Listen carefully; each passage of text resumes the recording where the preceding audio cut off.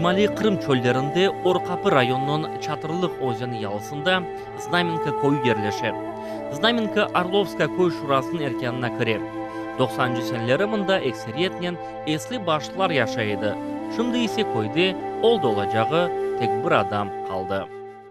Как раз Знаменка, это самое старое село, как можно сказать, поселение было, когда там жили люди.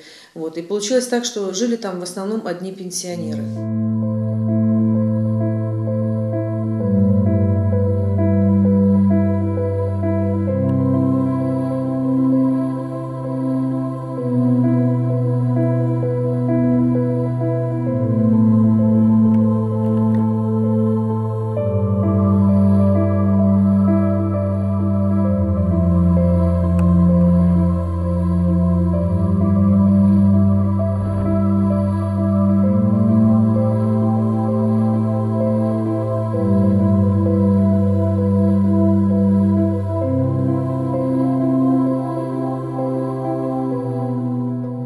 Көйге алып барған yol.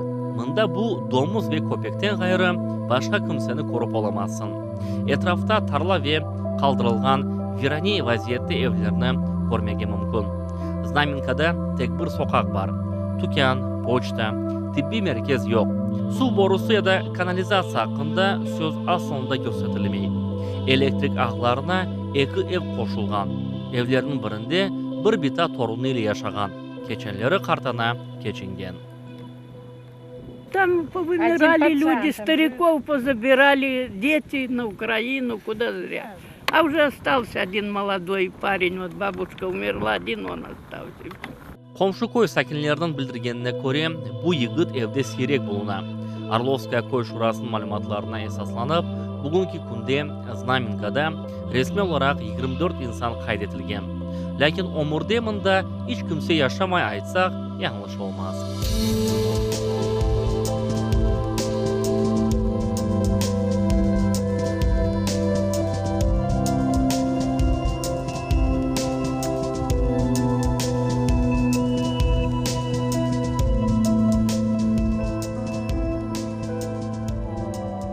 Valentina Megel Znamenkada 68 senesinden başlap yaşadı.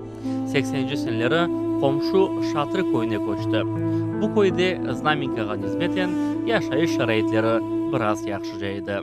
Переехали с тем, что остановка рядом, автобус только ходит, а дочка училась, рано надо вставать, в Симферополе училась в институте. Valentina Fedorovna kaydetkenine göre Sovetler Birliği zamanında Znamenkada savkoz çalışaydı. İnsanlar daima meşgul ediler. Работали на винограднику, там виноград такой был хороший. Люди все работали, та Знаменка, все на винограде мы работали. Lakin Sovetler Birliği yok olganyen koyda dağıldı. Вы же помните, с 90-х годов, когда началась ликвидация наших хозяйств, у нас было крупное хозяйство, семеноводческое. Крупнейшее. Мы выращивали семена овощных культур. Поля были засеяны все, засажены было. Тогда и работали и бригады, и техника работала.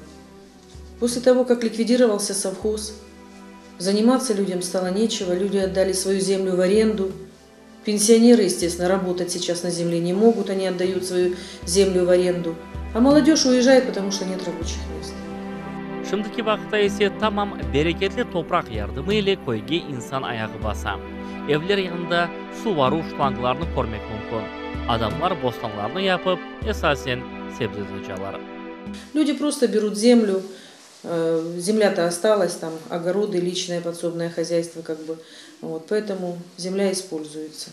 Наталья Цуканованың malumatına göre koyunu gayrıdan tikleyecek tek yekani usul var. Bu investorlarının celp etülübü. Eğer de onlardan muzbet cevap gelse, ileride iş yerleri peyda olur. Lakin yakın gelecekte böyle adımlar atılacağı